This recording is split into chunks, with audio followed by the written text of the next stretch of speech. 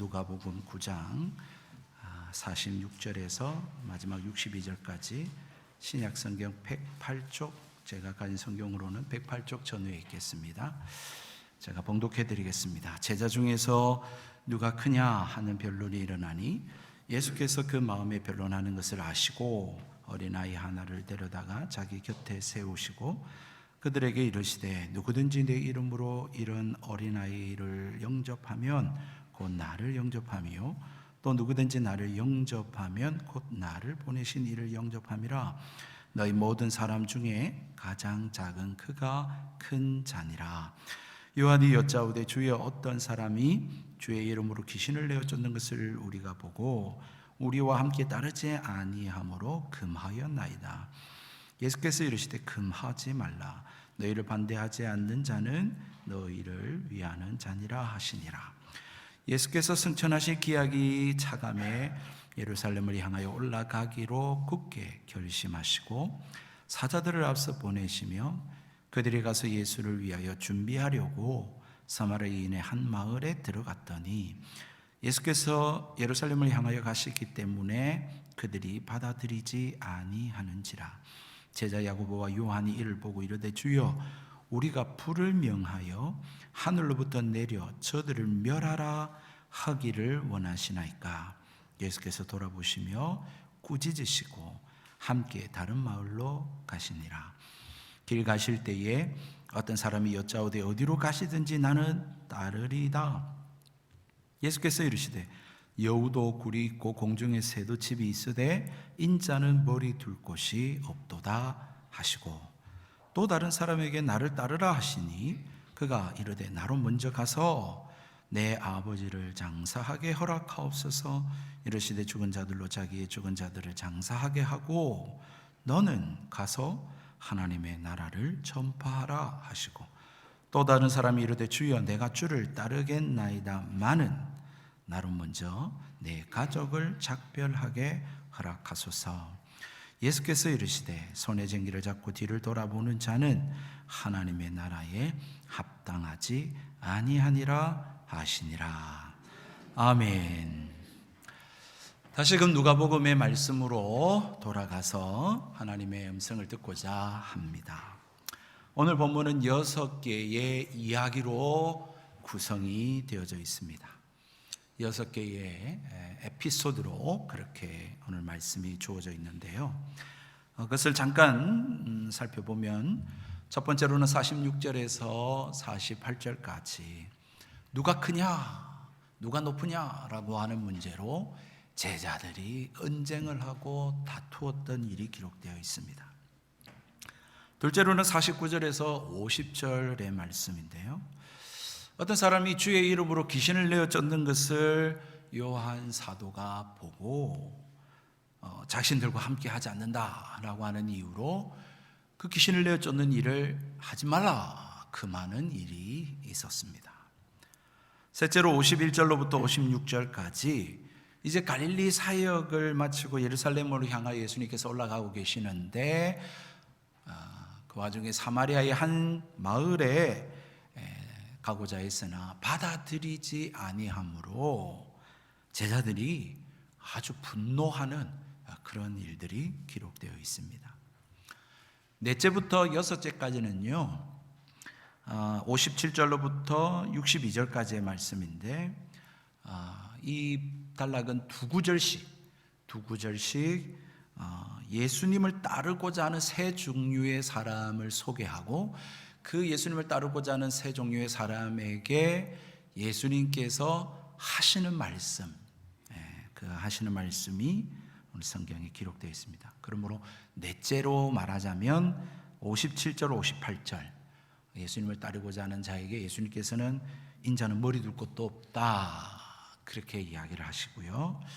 다섯 번째로는 59절, 60절 거기에는 장사하는 자로 장사를 하게 하고 너는 하나님 나라를 선포하라 라고 하는 말씀으로 주시고요.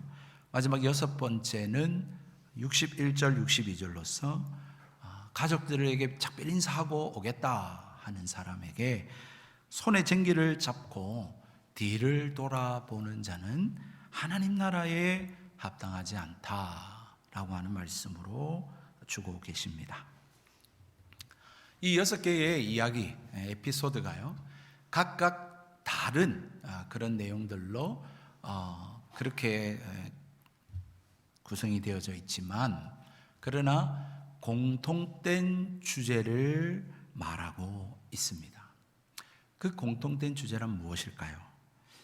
예수님을 구주로 믿는 자들이 삶의 지향점으로 삼아야 할 제자가 걸어가야 할 길에 대해서 오늘 예수님께서는 말씀하고 있는 것입니다. 예수님께서는 두 번의 이 9장까지 오는데 2번에 걸쳐서 예수님께서 십자가에 못 박혀 죽으시고 사흘 만에 부활하실 것에 대한 이야기를 말씀하셨습니다. 특별히 오늘 본문의 말씀은 두 번째 이야기, 내가 십자가에 못 박혀 내가 사람들에게 잡혀갈 것이다 라고 하는 이야기를 하고 난 다음에 오늘 본문의 말씀이 주어지고 있습니다. 다시 말해서 제자들은 아직도 예수님을 믿고 따르는 것이 무엇인지 잘 모르고 있는 것 같아요. 그러니 예수님께서 사람들의 손에 내가 넘겨질 것이다 라고 그렇게 22절에 말씀을 하시고 있는데, 44절에 말씀하고 있는데, 그 뒤에 무슨 말인지도 모르고 그냥 자기들끼리 누가 높으냐 누가 크냐 라고 하면서 싸움을 하고 있다라는 것입니다. 뿐만 아니라 타인에 대한 태도도 매우 배타적인 태도를 보입니다. 이 배타적인 태도가 점점점 심화되는데요, 여러분 51절로부터 보면 예수님께서 이제 갈릴리 주변 사역을 정리하시고 이제 예루살렘으로 마지막 여정을 떠나시려고 합니다. 그 여정 가운데 한 사마리아 마을을 지나게 되셨는데, 거기에 사람들이 여러 가지 종교적 이유, 민족적 이유로 그렇게 예수님과 그 제자들을 받아들이지 않자 제자들이 뭐라고 합니까? 아주 막 열을 내고 분을 내면서 저 마을에 불을 내려야 한다고 그렇게 이야기를 합니다. 여기에서 제자들의 교만함 그리고 그들의 분노의 감정을 우리가 볼 수가 있죠. 그런데 여러분 어떻습니까? 이러한 모습들이 지금까지 우리가 누가복음을 살펴보면서 찾아볼 수 있었나요? 없었죠. 제자들이 이 9장까지 왔을 때 이 제자들의 모습은 소심하고 믿음이 없고 또 이렇게 숨고 뒤로 빠지고, 여러분 그런 모습들은 아니었나요? 그런데 뭔가 대단히 지금 이 제자들이 오해하고 있고 착각하고 있는 것 같습니다. 그 예수님과 지금까지 9장까지 오면서 많은 기적들과 능력들을 체험하고 경험하고 자기들도 막 그렇게 행하면서 뭔가 자기들이 뭔가 된 줄을 알고 있는 것 같습니다. 그러니까 자꾸 높아지려고 하고 있습니다. 또한 뿐만 아니라 자기들은 뭔가 특별하다고 생각하고 어떤 특별한 권세가 있는 것처럼 그걸 뭐라 그러죠? 이 특권 의식을 지금 내비치고 있습니다. 여러분 예수님을 따를 때에 오병이어의 기적만 있지 않습니다. 그 뒤에 예수님은 바로 십자가와 부활에 대한 말씀을 하셨죠. 여러분 물론 변화산에서 하늘 영광을 보고 경험을 했습니다. 그리고 산에 내려와서 귀신 들린 자를 치료해 주는 예수님과 함께 했습니다. 그러나 그런 예수님만 계시지 않지요.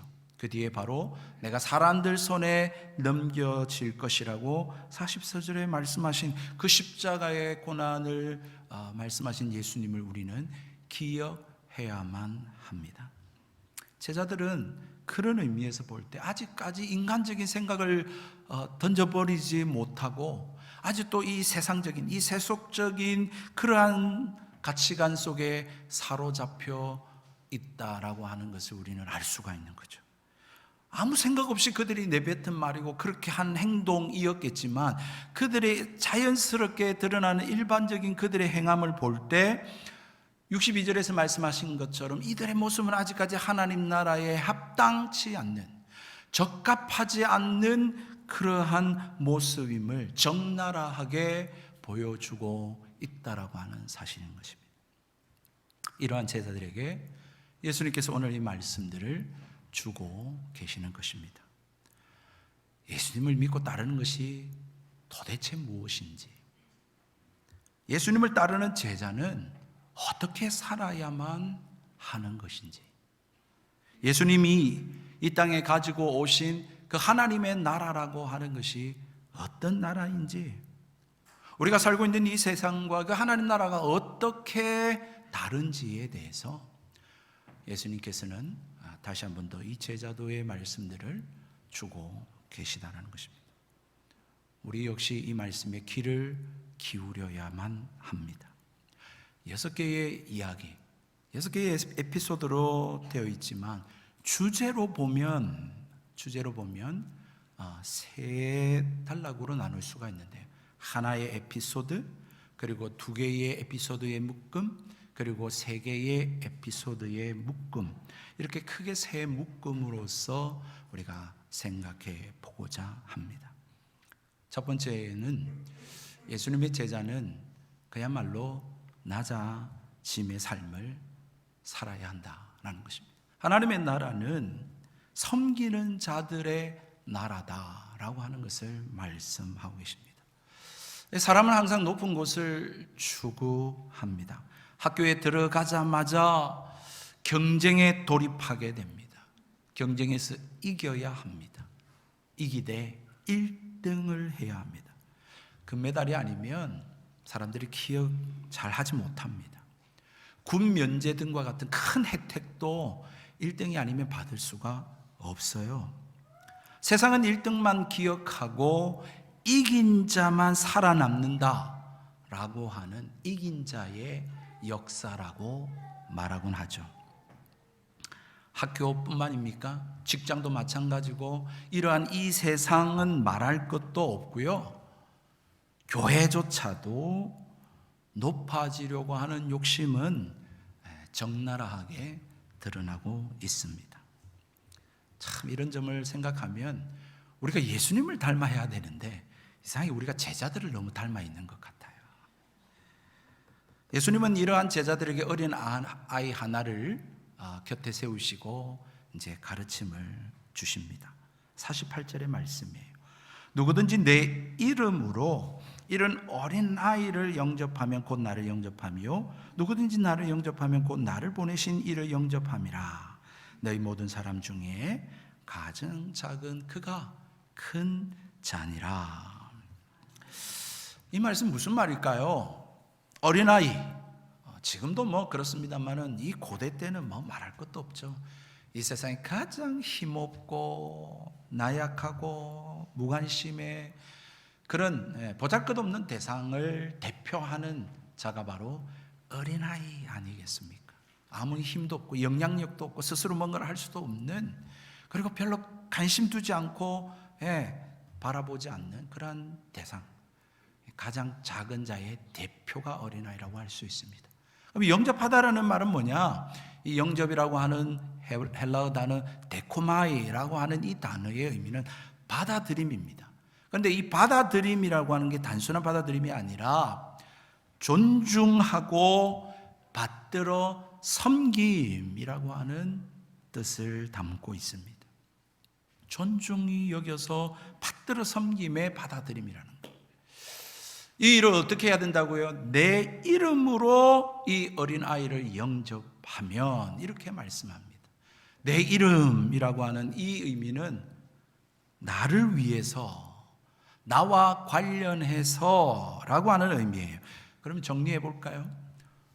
세상은 크고 힘있고 잘났고, 그리고 사람들이 우러러보는 사람들을 존중히 여기고, 그리고 그런 사람들을 받들어 섬긴다고 한다면, 하나님의 나라와 예수님을 믿고 따르는 제자는 작고 힘없고 연약하고 보잘것없고 관심 갖지 않는 그런 대상이라 할지라도 그를 예수님을 위해서, 예수님 안에서, 예수님 때문에 그런 자들을 존중히 여기고 받들어 섬겨야 한다라고 하는 것을 말씀하고 있는 것이죠. 누가 큽니까? 누가 높으냐고요? 이 문제에 있어서 이렇게 보잘것없고 없고 사람들이 관심 갖지 않고 그런 나약한 사람들을 낮아져서 그들을 받들어 섬기는 사람, 그 사람이 하나님 나라에서 큰 자고 높은 자다라고 주님이 말씀을 하고 있는 것입니다. 그러므로 낮아져야 합니다. 그야말로 낮아짐, 그것이 바로 그리스도인의 삶의 지향점입니다. 여러분, 나약하고 보잘것없고 연약하고 힘없는 사람을 섬기고 존중히 여기고 받드는 것, 그게 바로 그리스도인의 삶의 지향점이요, 예수님이 가장 원하시는 제자의 모습이다라고 하는 것입니다. 왜 그렇습니까? 예수님이 친히 그 일에 솔선수범하며 나타내 행해 보여주셨거든요. 여러분, 예수님은 우리를 구원하시기 위해서 하늘 영광 보좌를 버리시고 낮고 천한 이 죄악된 세상에 인간의 몸을 입고 오셨습니다. 그러실 뿐만 아니라 우리를 구원하시기 위해서 하나님이 천사들의 영광을 받고 찬양을 받게 합당하신 그분께서 여러분 이 땅에 오셨을 뿐만 아니라 십자가의 형틀에서, 제가 다른 모른다 할지라도 아마 제가 알고 있는 선에서 가장 치욕스럽고 수치스러우며 가장 고통스러운 형틀이 있다면 십자가일 것입니다. 거기서 벌거벗김을 당하시고 수치를 다 드러내시고 여러분 십자가에 달려 못 박혀 죽으셨다라고 하는 사실, 아무런 죄가 없으신 그분께서 저와 여러분과 같은 더럽고 추악한 이 죄인들을 구원하기 위해 그렇게 죽으시고 모든 것을 우리를 위해 내어주셨다라고 하는 사실인 것입니다. 낮아짐이 뭐냐고요? 이런 예수님처럼 낮아져야 되는 거죠. 여러분, 섬김이 뭐라고요? 여러분, 다른 어떤 조금 일하는 게 아니라 자기의 모든 것들을 내어주는 것만, 그야말로 낮아짐과 섬김의 끝판왕으로 참 섬김의 진수를 예수님께서 오늘 보여주고 말씀하고 계시는 것입니다. 이런 예수님을 믿는다고 하는데 여러분, 어떻게 자기를 드러내고 다른 사람보다 막 높아지려고 하고 큰 소리를 내고 시기하고, 여러분 어떻게 그렇게 예수님을 믿을 수 있겠습니까?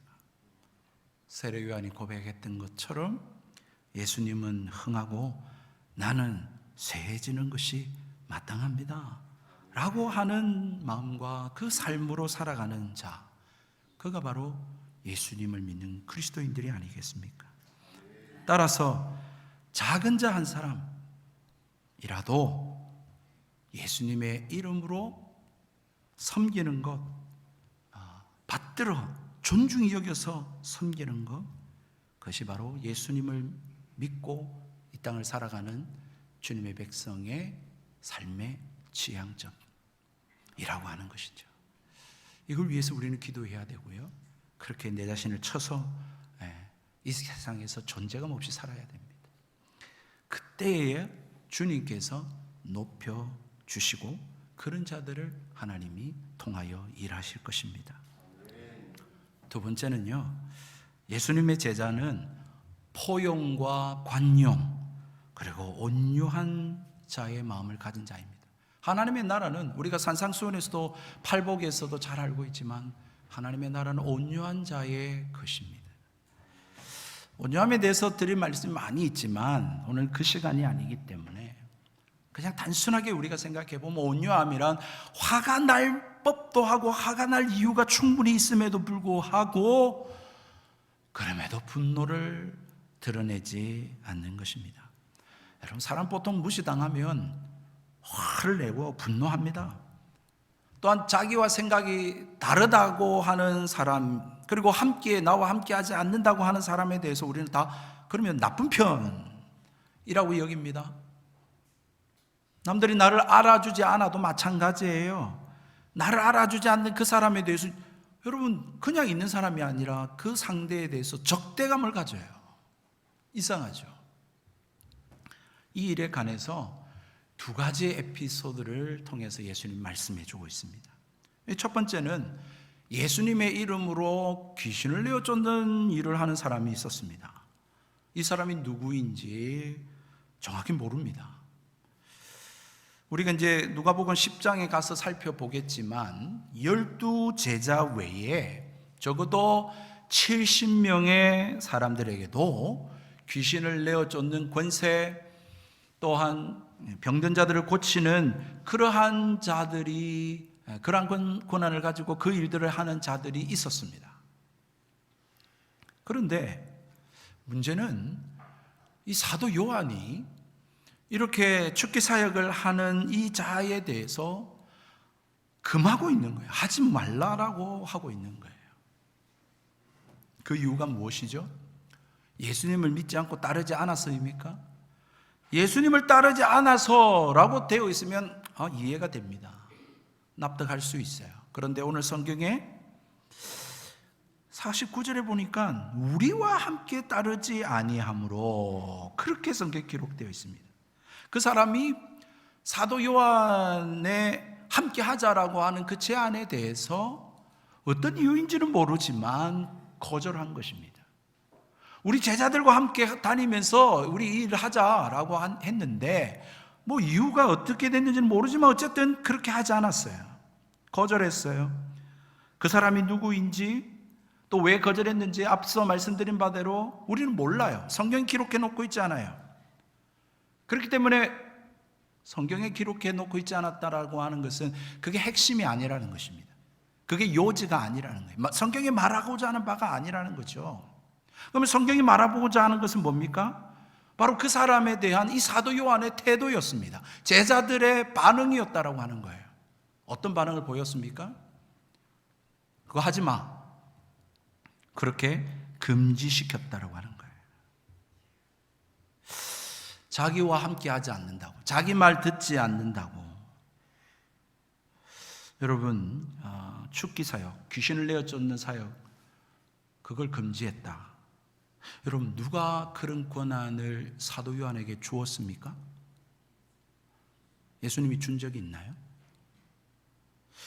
여러분, 제자들과 함께 다니지 않으면 하나님 나라를 위해서 귀신 들린 사람들 고쳐주는 일을 하지 못하나요? 예수님께서는 이런 제자들에게 금하지 말라. 너희를 반대하지 않는 자는 너희를 위한 자니라. 그렇게 말씀을 합니다. 매우 파격적입니다. 매우 개방적인 그런 말씀이에요. 다시 말해서 누구인지 왜 그렇게 하는지 모르지만 너희와 꼭 함께 하지 않는다고 해서 너희를 반대하는 자가 아니며 적이 아니라는 겁니다. 그러므로 그들에 대해서 적대시하지 말라라는 거예요. 포용하라는 거예요. 수용하라는 거예요. 놔두라는 거예요. 오히려 너희들을 반대하지 않으면, 즉 다시 말해서 대적하거나 반대편에 서 있지 않는다면 너희를 위하는 자다. 이 위하다라는 말은 지지하다라는 뜻입니다. 반대하지 않으면 지지하는 자라는 거예요. 여러분, 포용과 관용 그리고 온유함에 대한 두 번째 에피소드를 예수님께서 말씀하십니다. 이번에는 예수님과 제자들이 사마리아 땅을 지나가려고 하실 때였습니다. 예수님께서 앞서 말씀드린 대로 이제 갈릴리 사역을 이제 정리하시고 마치시고 이제 예루살렘으로 향하여 마지막 여정을 가려고 하십니다. 그때 이제 이 사마리아 이 마을을 지나가시려고 한 거죠. 그래서 미리 사자를 보내서 예수님의 제자들을 보내서 그렇게 준비하고자 했는데, 이 사마리아 사람들이 역사적 배경 속에 종교적 그리고 민족적 반감을 가지고 예수님과 이 제자들을 받아들이지 않았습니다. 유대인들도 사마리아인들을 짐승 취급을 했으니까 그렇게 관계들을 우리가 잘 이해할 수 있는 거죠. 그런데 문제는 뭐죠? 이 제자들의 태도입니다. 이 제자들의 마음에 이것 봐라, 감히 이것들이 라고 하는 마음을 우리는 엿보게 됩니다. 유대인으로서 사마리아인들에 대한 우월감을 가지고 있는 것을 우리가 아는 바입니다. 그런데 거기에 더해서 아마도 이 제자들은 우리가 누구인데 이것들이 말이야, 지금 수많은 사람들이 예수님을 따르고 그렇게 무리들이 몰려있는 슈퍼스타인 예수님을 지금 옆에서 모시고 있는 우리들인데 우리들한테 이렇게 대해? 라고 하는 그런 마음이 드러나고 있는 것이죠. 특히 갈릴리에서 이제 예루살렘으로 이제 향하고 있습니다. 마지막 여정을 떠나고 있습니다. 이 예루살렘을 향한 마지막 이 여정은 어느 때와는 조금 다른 모양이 있습니다. 이제 예수님께서 그 벼라산에서 막 이렇게 영광으로 변화되시고 막 그런 것들을 경험하면서 이제 예수님께서 말씀하신 하나님의 나라를 이 땅에 완성하시고 예수님은 왕으로 등극하시고 우리는 거기에 한자리 하겠구나 라고 하는 생각과 그런 대단한 착각들을 하고 있었던 것이죠. 이 일에 더해서 오늘 이 말을 하는 사람의 장본이 누구냐면 54절에 보면 야고보와 요한입니다. 이 야고보와 요한은 마가복음 3장 17절의 말씀에 보면 별명이 있는데 보아너게라고 하는 별명이 있어요. 이 보아너게의 뜻은 어떤 의미냐면 우레의 자식들, 번개, 낙내의 아들들, 이런 뜻이 담겨져 있습니다. 그러니 얼마나 그의 성격이 급하고 다혈질적이었는지를 우리는 알 수 있는 거죠. 그러니 자기를 무시한다 생각하니까 분을 내고 열을 내면서 지금 막 화를 내쏟고 있는데 뭐라고 말을 합니까? 하늘에서 불을 내려 저놈들을 확 쓸어버릴까? 라고 그렇게 말합니다. 여러분, 제자들이요, 귀신도 내어 쫓고요, 병든 자들도 고치고 하니까요, 자신들이 하늘에서 불을 내려서 그렇게 마을을 또한 멸할 수도 있는 줄 아는 모양새입니다. 대단히 착각하고 오해하고 있죠. 이들에게 돌아온 것은 예수님의 꾸지람 뿐이었습니다. 예수님은 지금 여러분 51절에 이제 마음에 지금 결심하고 있어요. 이제 이럴 때가 찼구나. 내가 이제 죽을 때가 왔다. 이제 내 사명을 완성할 때가 왔다. 이제 마음에 결심하고 예루살렘으로 올라가기로 지금 결심하고 있습니다. 그 길은 다름 아닌 십자가의 고난의 길입니다. 그런데 제자들은 지금 어떤 모습입니까? 그 예수님의 결심과 그 마음과는 너무나도 동떨어지게 여러분 앞에서는 전혀 찾아볼 수 없는 기고만장한 모습으로 나타내 보이고 있다고 하는 사실입니다. 이런 모습에 예수님께서는 꾸지람을 하시고 다른 마을로 가자 그렇게 하십니다. 예수님은 모욕을 당해도 무시를 당해도 누가 알아주지 않아도 그냥 지나가 온유함을 베풀어 그러기를 바라고 계시는 것입니다. 왜일까요? 왜 이렇게 우리를 무시하고 없인 여기는데 왜 그냥 지나가야 됩니까? 한 영혼이라도 한 마을이라도 주님께서는 구원하기 위해서 이 땅에 오셨고 이 지금 십자가의 길을 걸어가고 계시기 때문에 그렇습니다. 한 영혼이라도 한 마을에 지금 불 내려서 이 마을 심판하면 내가 지금 십자가에 못 박혀 죽고 이 영혼들에게 이제 구원하려고 하는데 그렇게 하면 어떻게 하냐 라고 말씀을 하고 계시는 것이죠. 이 온유함의 끝은 십자가 그 위에서도 예수님께서는 잊지 않고 보여주셨습니다. 저들이 하는 죄를 저들이 알지 못합니다. 마지막으로 예수님을 따르는 제자는 주님만 바라봐야 합니다. 하나님의 나라는요, 어떤 나라냐면 희생과 헌신의 나라입니다. 그렇기 때문에 요한계시록에 눈물 닦아주고 새 옷 입혀주신다고 말씀하고 있는 거죠. 뭐 눈물 흘릴 일이 없고 늘 새 옷 번쩍이는 옷 입고 있는데 무슨 눈물 닦아주고 천국에서 새 옷을 입혀줄 일이 있겠습니까? 오늘 예수님의 이 57절로부터 62절의 마지막 이 가르침은 예수님의 대답들로 이루어져 있는데요, 이 대답은 그렇게 예수님을 따르겠습니다 라고 하는 세 종류의 사람들에 대한 대답일 뿐만 아니라 제자들을 향한 가르침이었고 오늘 동일하게 이 자리에서 주님을 믿고 따르겠다고 하는 저와 여러분들에게 주시는 말씀입니다. 먼저요, 어디로 가든지 따르겠다라고 하는 이 사람 말에 예수님은 그 길이 떠돌이와 같이 정처 없이 가는 나그네의 삶이라고 말씀하고 있습니다.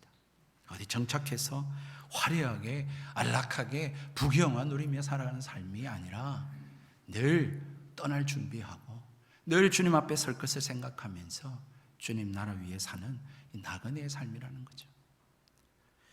두 번째는요, 장례를 치르고 오겠습니다 라고 하는 사람에게 죽은 자는 자기 죽은 자에게 장례하도록 놔두고 너는 가서 하나님 나라를 선포하라고 말씀하시면서 즉시로 예수님을 따르는 자들은 모든 것을 내려놓고 가장 우선순위로 제자의 삶을 살아야 된다 라고 하는 것을 말씀하고 있습니다.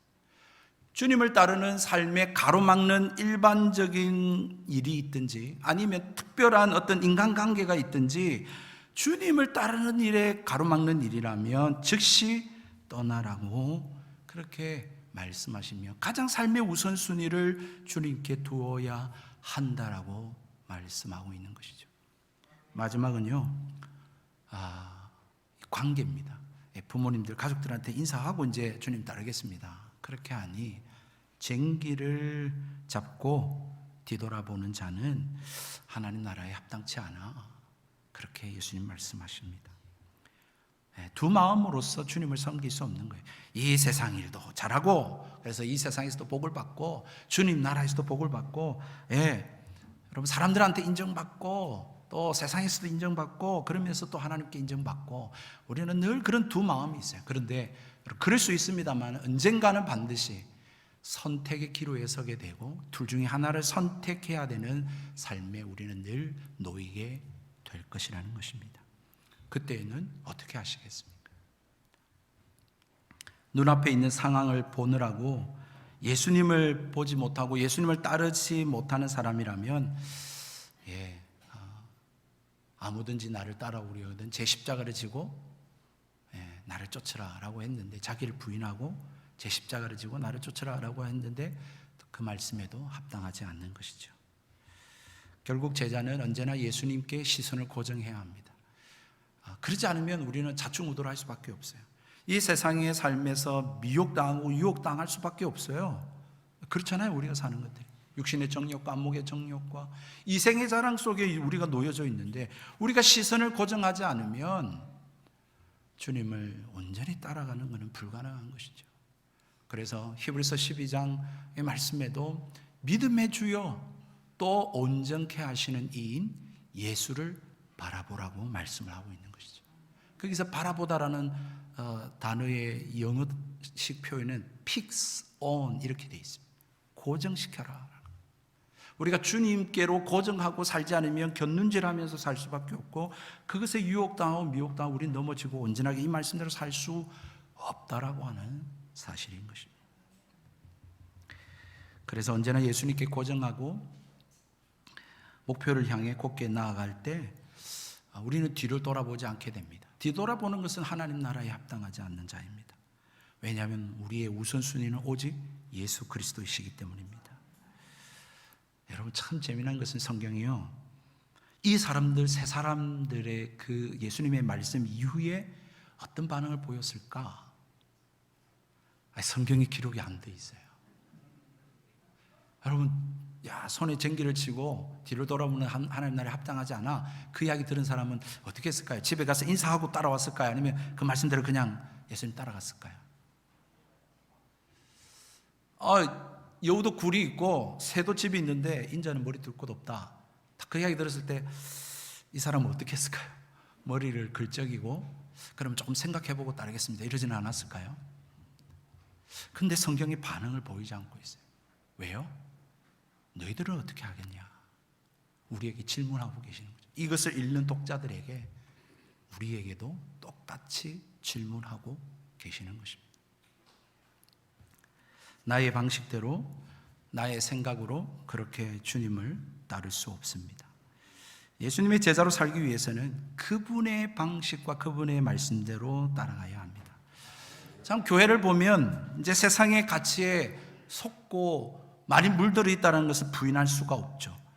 아니, 오히려 예수님을 믿고 하나님의 말씀으로 사는 사람들이 이 세상에 진짜가 뭔지, 이 세상의 가치관들을, 기준들을 무력화시키고 진짜 오히려 세상의 기준과 가치가 아닌 하나님 나라의 가치와 그 기준들을 보여주면서 이 교회를 일구어 가야 되는데, 오히려 세상의 가치와 기준에 물들어서 그걸 교회에 적용하고 교회에 끌어 들어오는 경우들이 너무 많은 것이죠. 그래서 여러분, 그렇습니다. 교회라고 하는 것은 예수님을 구주로 믿는 사람들의 모임이거든요.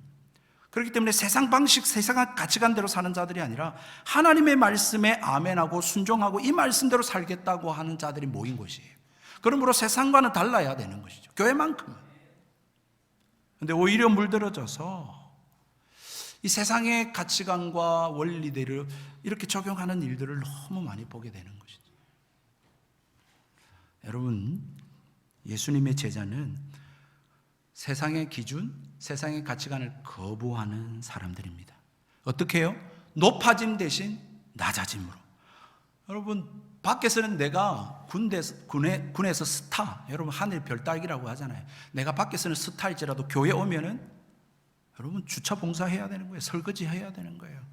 고개를 굽신거리면서 인사하고 안내해야 되는 거예요. 그 사람이 세상에서는 여러분 대기업의 그룹 회장일지 모르겠지만 고개 빳빳이 들고 인사 안 하나? 라고 하는 게 아니라 그 사람이 낮아져서 섬기고 그렇게 자기를 드러내지 않는 높아짐 대신 낮아짐이 통하는 곳이 되어야 됩니다. 혈기 대신 온유함이 나와야 돼요. 바깥에서야 뭐 어떻게 할지 모르겠는데 교회 안에서만큼은 여러분 진짜 순한 양 같고 존재감이 없는 사람이 되어버려야 돼요. 뿐만 아니라 상황에 따라서 약삭 빠르게 이리 갔다가 저리 갔다가 변신하는 사람이 아니라 오직 예수님 바라보고 사람들 말에 좌지우지되지 않고 진리의 말씀을 따라서 그 길을 걸어가는 사람, 그 사람이 바로 그리스도인이라는 사람입니다. 오늘 우리가 성경에 보는 제자들은 그렇지 않죠. 정말 한참 모자라도 정말 한참 모자란 모습이요, 이런 제자들을 말씀하시는 예수님과는 너무 달라도 다른 그런 삶의 모습들이 아닙니까? 지극히 세상적이고 인간적이죠. 세상은 힘, 권력, 실력, 능력, 스펙, 그것들로 그 사람을 평가하잖아요. 바라보잖아요. 아, 복받았다. 하나님 당신 그리 사랑하는갑다. 그러나 예수님의 기준은 정반대입니다. 하나님 나라는요, 섬기는 자입니다. 자기를 드러내지 않고 어린아이를 존중히 여겨 받들어 섬기는 사람들의 나라가 하나님의 나라입니다. 여러분, 나와 좀 다르다라고 다른 생각을 이야기한다고 정죄하고 적대시하는 게 아니라 사랑하고 그래 그럴 수 있어 라고 포용하고 수용하고 관용하는 나라입니다. 하나님의 나라는 내 것 다 챙기고 나를 위해서 사는 자가 아니라 헌신하고 희생하고 주를 위해서 내 자신을 드리는 자의 삶의 모습들을 가진 자의 나라입니다. 섬김은 그야말로 낮아지는 거예요. 약하고 보잘것없고 관심 없는 그런 대상에 대해서 존중히 여기고 받들어 섬기는 것을 말하는 겁니다. 그러므로 여러분 시각이 달라져야 되죠. 내가 누구를 섬기느냐, 섬길 때에 어떤 모습으로 섬겨야 되느냐, 그것은 여러분 그 사람이 뭐 어떤 스펙, 어떤 능력, 어떤 직업, 그게 아니고 그 사람이 어디 출신, 그것도 아니고 가장 중요한 것은 저 사람이 하나님 나라에 합당한 그런 삶의 모습으로 살아가고 있느냐, 그것이 내 기준, 내 선택의 관점이 되어야 한다는 것입니다. 그러면 하나님 나라에 합당하게 살아간다라고 하는 게 뭡니까? 성공, 명예, 권력, 힘을 위해서의 삶이 아니라 진리, 공의, 섬김, 사랑, 생명과 구원을 위해서 그렇게 살아가고 그렇게 섬기며 지내고 있느냐, 그것이 기준이 되어야 한다는 것입니다. 그러므로 여러분 이 일의 기준을 다 가지면 이제는 사사로운 감정, 개인적 감정과 그 일에 대해서는 여러분 그건 사치입니다. 사치. 그럴 시간이 없어요. 그건 다 내려놓고 하나님 나라에 그건 합당하지 않는 거기 때문에 내려놓고 나의 관심과 시선은 어떻게 해야 됩니까? 주님께 있어야 돼요. 여기에 내 삶의 지향점을 두어야 됩니다. 내가 그런 삶을 살기를 원하고 내가 하나님 나라의 한 영혼 한 생명이라도 살리는 일에 내 삶과 시간과 물질을 들이며 살아가야 하는 것이죠. 여러분 이 일에는 사람들이 무시할 수 있습니다. 적대시할 수 있습니다. 여러분 주님을 따르기 위해서는 대가를 지불해야 함이 마땅합니다. 그렇지 않으면 어떻게 될까요? 여러분? 고난이 오고 십자가가 오고 어려움이 오면 다 도망가 버리죠. 다 도망가 버립니다. 하나님의 나라의 일꾼은요, 삶의 우선순위가 확고하기 때문에, 하나님께, 주님께 시선이 고정되어 있기 때문에 이 세상에 미련을 두지 않습니다. 이 세상에 집착하고 애착을 갖지 않습니다. 그러니까 뒤돌아보지 않는 거죠. 나는 나의 길 가는 거죠. 먼저 그의 나라와 그의 의를 구하는 것, 하나님 나라와 하나님의 의를 구하는 것, 그게 그리스도인의 삶의 지향점이기 때문에 그렇습니다. 아멘, 다 아멘 하시는데 여러분 이건 뭐 모르는 이야기 아니잖아요. 우리 다 아는 바예요. 그런데요, 참 이 말씀대로 살기는 정말 어렵고 힘듭니다. 그런데 이런 마음도 듭니다. 어떤 면에서 우리가 이 말씀을 하나님의 말씀으로 받아들이고 있을까? 이 마음을, 여러분 사실 이 주님의 이 말씀을 내 마음에서 좋아할까? 이 말씀대로 살기를 바라고 있을까? 솔직하게 정말 이 말씀대로 사는 것이 별로 마음에 들지 않는 것은 아닐까 하는 생각이 들 때가 있습니다. 그래서 참 어떻게 하면 좋습니까? 이렇게 살고 싶지 않은데요. 저는 할 소리 하고 내 힘을 보여주고 성공해가지고 뻔때를 보여주는 삶을 살고 싶은데 주님은 그렇게 하지 말라니 어쩌면 좋습니까? 근데 여러분 너무 낙심하지 마십시다. 너무 걱정하지 마십시다. 왜냐하니까요, 이 말씀을 들은 제자들이 나중에 어떻게 됐는 줄 아십니까? 지금 이 제자들의 모습은 뭐 기고만장하고 천지도 모르고 어디로 가는지도 모르고 그런 정말 주님의 이 제자도와는 너무 다른 그런 삶의 모습 아닙니까? 그런데 훗날 이 말씀을 들은 제자들이 다 거룩한 순교자들이 됩니다. 다 선한 목자들이 돼요. 그리고 담대하게 복음을 전하는 전도자들이 되어졌습니다. 얼마나 이게 위로가 되고 은혜가 되는지 몰라요. 현재 우리의 모습은 제자들과 같이 높아지기를 원하고 다투고 그리고 또한 우리의 안락함과 편안함을 구하는 삶이 일지 모르지만, 그러나 주님께서는 우리의 삶의 우여곡절을 통하여 정말 주님을 따르고자 하는 자라면 주님께서 반드시 이렇게 빚어가시고 만들어 가실 줄로 믿으시기를 바랍니다. 그런 은혜가 있기를 주의 이름으로 축원합니다. 내 힘으로는 이 길을 걸어갈 수 없지만 정말 주님을 나의 구주로 믿고 있다면 우리의 삶의 그 많은 일들을 통해서 우리를 연단하시고 훈련시키시고 다듬으셔서 결국은 이 길을 걸어가게 하실 것이기 때문입니다. 다시 한 번 더 이 말씀을 우리 마음에 새기고 내게 주신 말씀으로 받아들여 정말로 주님, 내가 복음에 합당한 삶을 살게 하시고 하나님 나라에 합당한 삶을 살아 그렇게 하늘나라에서 해와 같이 빛나는 삶을 살아가는 저와 여러분 되기를 주님의 이름으로 축복드립니다. 우리 함께 찬양하시고